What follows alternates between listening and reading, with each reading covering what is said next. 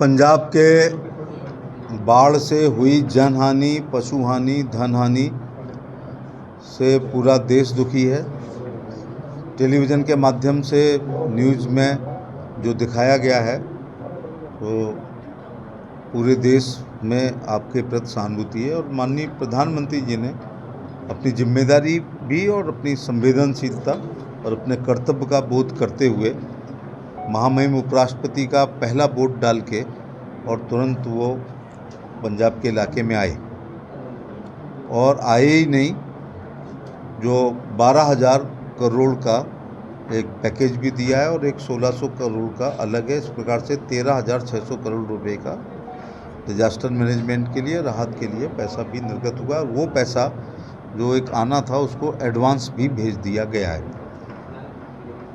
और साथ में चूँकि बाढ़ को, जब तक आप बाढ़ पीड़ित इलाके में नहीं जाएंगे, खेतों में नहीं जाएंगे, दरिया के किनारे नहीं जाएंगे, टूटी हुई सड़क नहीं देखेंगे, उखड़े हुए बिजली के ट्रांसफार्मर नहीं देखेंगे, बहती हुई ट्यूबवेल की मोटरें नहीं देखेंगे, बहती हुई सड़क, मरते हुए पशु, होने वाली बीमारी, तब तक आप उसका आकलन सही नहीं कर पाएंगे। मुझे बताया गया है कि जितना अफेक्टेड एरिया है उसका 90% मैंने इन 2 दिनों में कवर किया है। अब मैं उनके गांव नहीं बता सकता, लेकिन कल लगभग 11 बजे रात में लास्ट 10:30 बजे समाप्त किया और आज भी गए मुख्य रूप से। और फिर प्रधानमंत्री जी ने कहा कि ग्राउंड जीरो पे भारत सरकार का काउंसिल ऑफ मिनिस्टर जाएगा, सभी मंत्री, seniors, juniors, cabinet, MOS, independent charge, और उनमें हेलीकॉप्टर का इस्तेमाल करते केवल फ़र्ज अदायगी नहीं करेंगे, ग्राउंड जीरो पे जाएंगे। उसके तहत मुझे जो हमारे जिला प्रमुख जी हैं उन्होंने, डॉक्टर साहब ने और पार्टी के संगठन ने पूरा घुमाया और प्रशासन के जिम्मेदार अधिकारी पूरे दौरे में रहे। मैं कुछ लोगों को पहचान रहा हूँ, कल रहे थे पत्रकार साथी, तो मैं आज जो कह रहा हूँ तो उन्होंने खुद महसूस किया होगा। और हमने कहीं जल्दी नहीं की, जिसने जो कहा उसकी बात सुनी है। किसी ने घर दिखाया तो घर के अंदर गए, किसी ने धान दिखाई तो धान के अंदर गए, किसी ने खेत दिखाया, तो वो सब चीज़ें कल की है। तो भारत सरकार का हर मंत्री जा रहा है और वो एक विस्तृत रिपोर्ट, मुझे करीब 100 से ऊपर मेमोरेंडम मिले हैं, they all are in Punjabi language. तो मैं दिल्ली जा कर के अपने विभाग में जो पंजाबी जानते हैं उनसे सभी उसका जवाब उसी भाषा में देंगे। कुछ एक सबकी कॉपी DC को दी है और एक कॉपी हम प्रधानमंत्री कार्यालय भी भिजवाएंगे। और कंसर्न, जैसे रेलवे के एक पुल की बात ही है कि वो नैरो हो रहा है, तो रेलवे मिनिस्टर से, जल संसाधन मंत्री से, एनिमल हस्बेंड्री में खुद देख रहा हूँ, फाइनेंस वालों को, जिसकी जो एप्लीकेशन है वो उसको भेजने का काम करेंगे। मैं प्रधानमंत्री जी का धन्यवाद देना चाहूँगा कि यदि उनका नारा है सबका साथ, सबका विकास, सबका विश्वास, सबका प्रयास। यूपी में हमारी सरकार है, ईस्टर्न यूपी में सब जगह बाढ़ है, वहाँ भी उन्होंने वही मापदंड रखा है कि जहाँ जितना नुकसान बिहार के बारे में भी, दक्षिण भारत में भी आ जाती है और कोस्टल इलाके में भी कई बार आता है। लेकिन प्रधानमंत्री जी ने जो है भाजपा शासित राज्य हों, NDA या UPA के हों, उन्होंने अपनी जनता में कोई अंतर महसूस नहीं किया है। आज DC के साथ जो बैठक हुई है वो PWD के साथ हुई है, इरिगेशन के साथ हुई है, हेल्थ डिपार्टमेंट के साथ हुई है, एजुकेशन के साथ हुई है, इलेक्ट्रिसिटी के साथ हुई है, आंगनवाड़ी जो होती है, महिला बाल कल्याण, उनके साथ बैठक हुई है, डिजास्टर मैनेजमेंट के साथ जो बैठक हुई है, पंचायती राज के, एनिमल हस्बेंड्री के डिप्टी डायरेक्टर के साथ, सिविल सर्जन के साथ, जितने भी हैं, तो अन्य चीज़ों की भी हम लोगों ने समीक्षा की। यहाँ दिशा की बैठक नहीं होती है, जो बहुत ही इम्पोर्टेंट मीटिंग है जिसको हर तीसरे महीने होना चाहिए, उसका चेयरमैन MP होता है। तो MP साहब को टाइम नहीं दे रहे हैं, तो मैंने ये कहा है कि जो सीनियर MLA हो उसको कोऑर्डिनेटर बनाना चाहिए। लेकिन दिशा की मीटिंग में ही मॉनिटरिंग की जा सकती है, जिसको मैंने आगरा में 8 घंटे चलाया, 8 आवर्स। आप 70 डिपार्टमेंट की समीक्षा 1 घंटे में नहीं कर सकते। ग्राउंड जीरो पे हम जाते हैं, जैसे किसी ने कहा कि साहब वहाँ पानी आ गया है, हमारे सरपंच ने कहा नहीं आया, तो वहीं से जाके फिर ग्राउंड जीरो पे जाते हैं और मौके पे सस्पेंड भी करते हैं। तो दिशा की बैठक यहाँ होनी चाहिए। 2-3 हमने यहाँ सुझाव दिए हैं कि समस्या का कारण और निवारण कारण है अत्यधिक वर्षा, फ्लड। निवारण इस इलाके का ये है कि जो बांध है वो ऊंचा हो जाए, उस पर सड़क बन जाए, और जो माननीय कैरो साहब वाला इनकम्प्लीट यू शेप वाला बांध है उसका अभी हमने बुला के एस्टीमेट, कल से हम लोग 5-7 किलोमीटर कर रहे हैं, वो 10 किलोमीटर है अगर वो अधिकारी सच बोल रहा है। दूसरा एस्टीमेट उसका 50 करोड़ है। तो 50 करोड़ रुपए खर्च करके, अच्छा पैडी उसमें हो रही है 4,000 से लेके 6,000 एकड़, तो उसकी कॉस्ट निकल के आ रही है 450 करोड़ एक फसल की।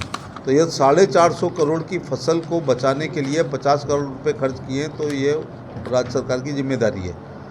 ये 12,000 जो करोड़ मिला है उसका एक छोटा सा अंश, जितने ज़िले अफेक्टेड हैं उसमें मोगा भी है, और एक पर्टिकुलर एरिया जिसका कारण है वो बांध नहीं होना, तो वो बनाना चाहिए।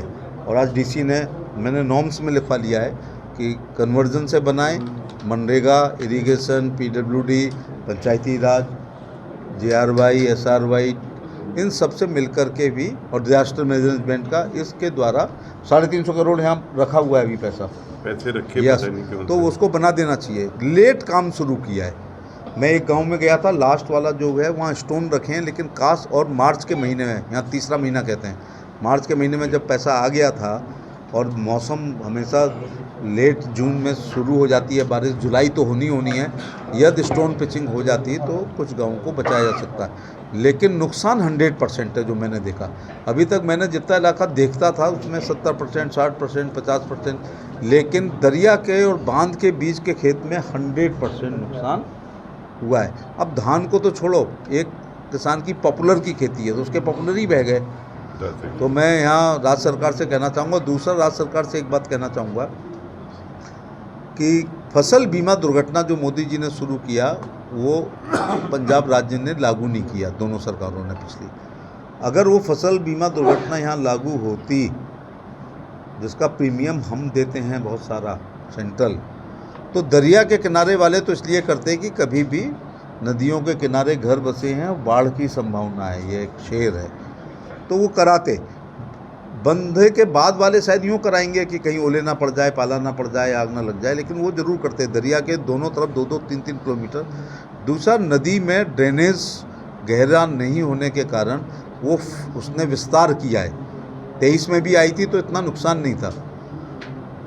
और एक बात तो फसल बीमा दुर्घटना को राज्य सरकार यहाँ लागू करे, दिल्ली उसके लिए तैयार है पैसा देने के लिए।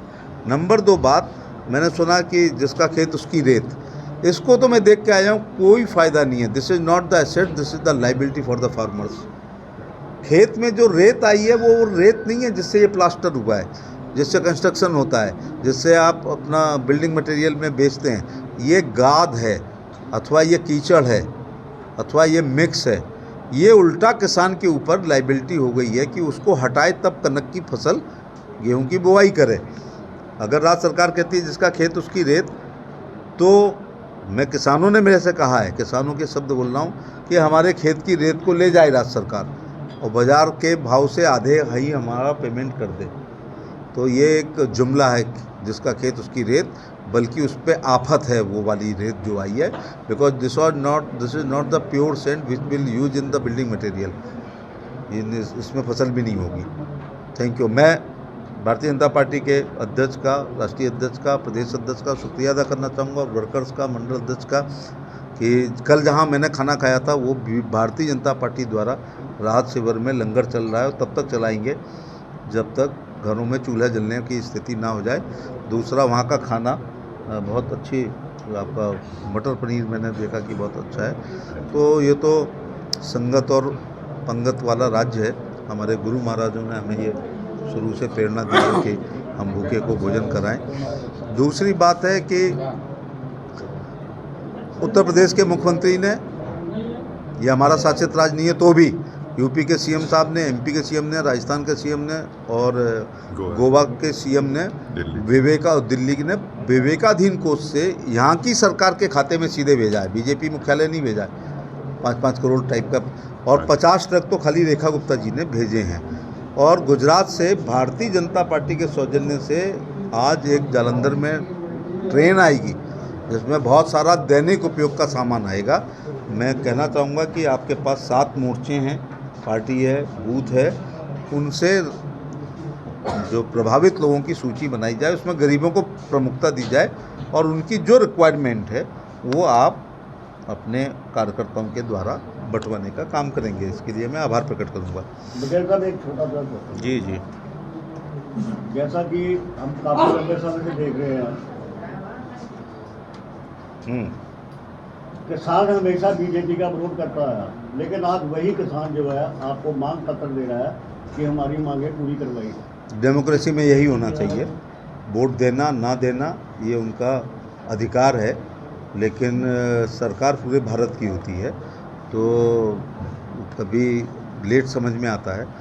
मैं किसान विरोधी सरकार नहीं है, बहुत बड़े इस देश में किसान नेता हुए। जब मैं उनके बारे में पढ़ता हूँ कि उन्होंने कौन सा विधेयक पास किया, क्या किया, तो ज़्यादा नहीं देखने को मिलता है।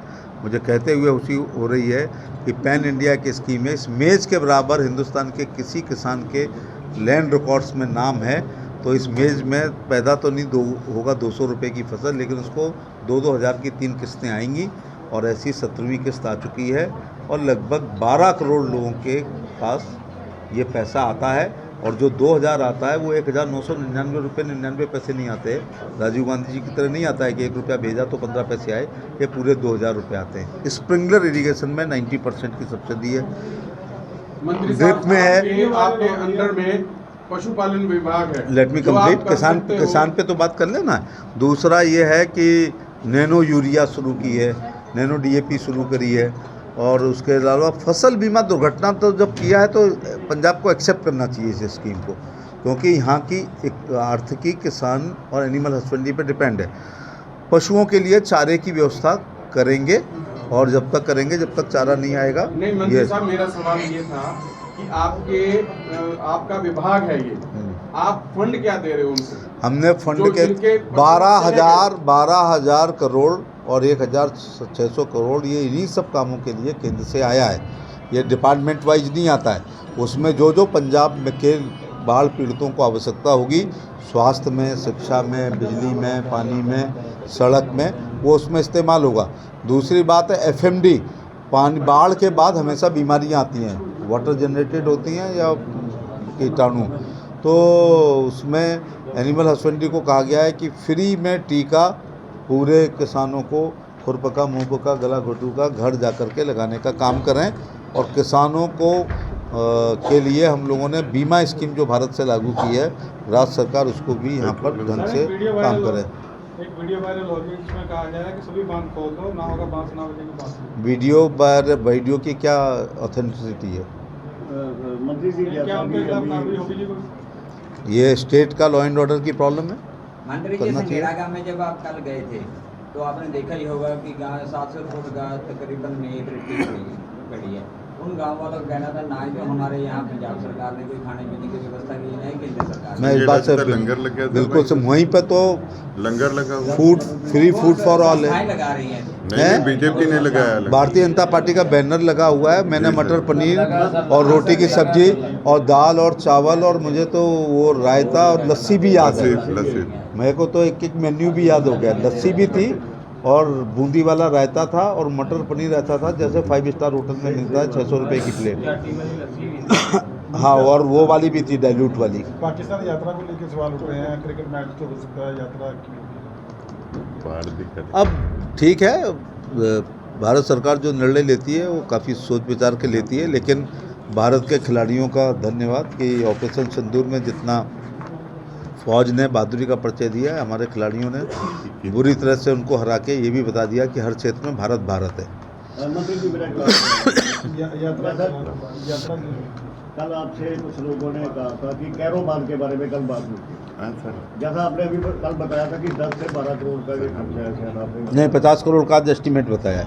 तो वो कब तक लोगों की डिमांड होगी? आज की बैठक के मिनट्स में नोट किया गया है और DC मोगा ने वादा किया है कि उनके पास 350 करोड़ अभी बचे हुए हैं और ये केवल 50 करोड़ का है। जैसी पानी उतरेगा और यही जो गाद है इसको फिलिंग में इस्तेमाल की जा सकती है।